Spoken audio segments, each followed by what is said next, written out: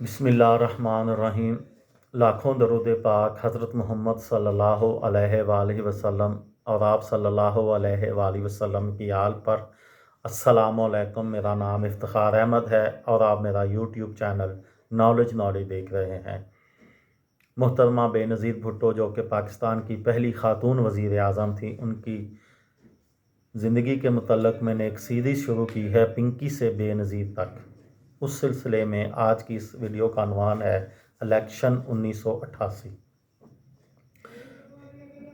30 دسمبر 1985 کو جب جنرل ضیاء الحق نے مارشل لاء کے خاتمے کا اعلان کیا تو تب بے نظیر بھٹو نے بھی وطن واپسی کا فیصلہ کیا، لیکن پارٹی کے بعض ارکان کا موقف تھا کہ بے نظیر بھٹو نے اقتدار کو فوقیت دینے کے لیے ذوالفقار علی بھٹو کی سیاسی روش ترک کر کے پاکستان کی طاقتور فوج اور ریاست کے فیصلہ سازوں سے سمجھوتا کر لیا ہے۔ خود ان کے بھائی مرتضیٰ بھٹو کا موقف بھی یہی تھا۔ بے نظیر بھٹو سیاسی عمل کا حصہ بننے کے لیے 10 اپریل 1986 کو وطن واپس پہنچیں تو لاہور میں ان کا شاندار اور فقید المثال استقبال ہوا، جس میں لاکھوں افراد شریک ہوئے۔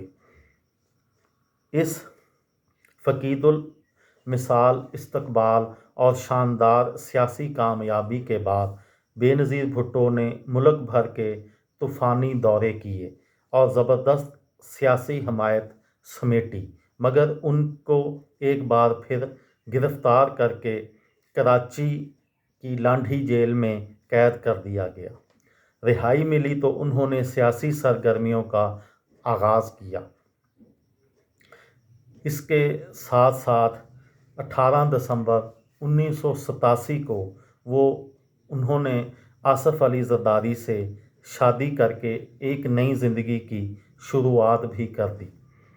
ان پر لکھی گئی کتابوں کے مطابق یہ ارینجڈ میرج تھی اور آصف علی زرداری محترمہ نصرت بھٹو کا انتخاب تھے۔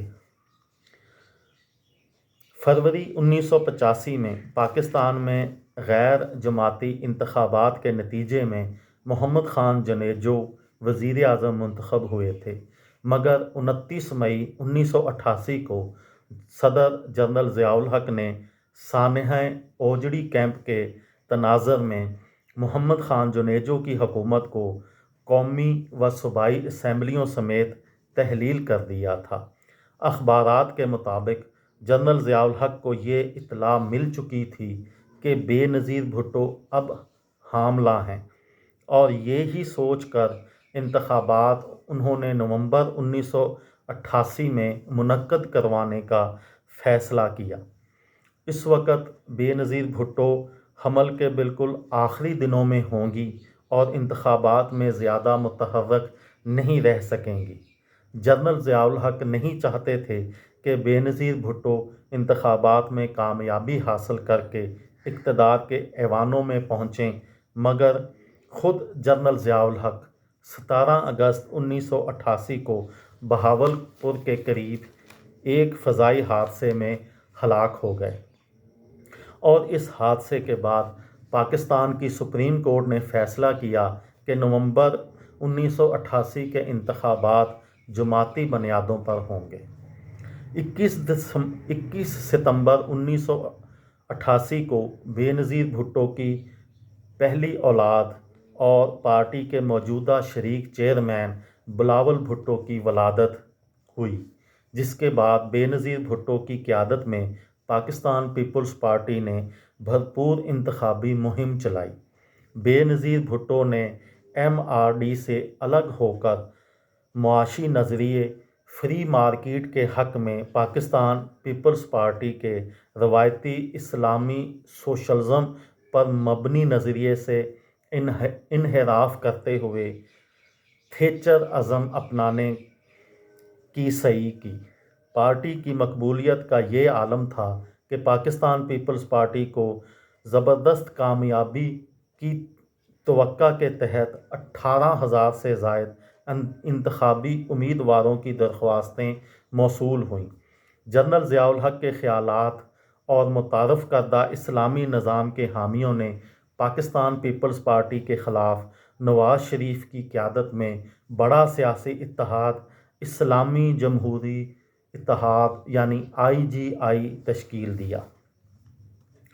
ISI کے اس وقت کے سربراہ جنرل حمید گل کی قیادت میں پاکستانی اسٹیبلشمنٹ نے بے نظیر بھٹو مخالف سیاسی اتحاد کو مالی مدد و معاونت بھی فراہم کی، مگر ان تمام مشکلات و وجوہات کے باوجود بھی بے نظیر بھٹو 16 نومبر 1988 کو ہونے والے انتخابات کے نتیجے میں پاکستان کی پہلی خاتون وزیر اعظم منتخب ہو گئیں۔ 2 دسمبر 1988 کو بے نظیر بھٹو نے پہلی بار پاکستان کی وزیر اعظم کے طور پر اپنے عہدے کا حلف اٹھایا۔ وہ پاکستان کے روشن خیال حلقوں کے لیے امید کی کرن تھیں۔ یہ تھی میری آج کی ویڈیو۔ کسی دوست کو، کسی بھائی کو، کسی بہن کو فائدہ ہو تو مجھے دعاؤں میں یاد رکھیے گا۔ دل پاکستان، جان جان پاکستان۔ السلام علیکم۔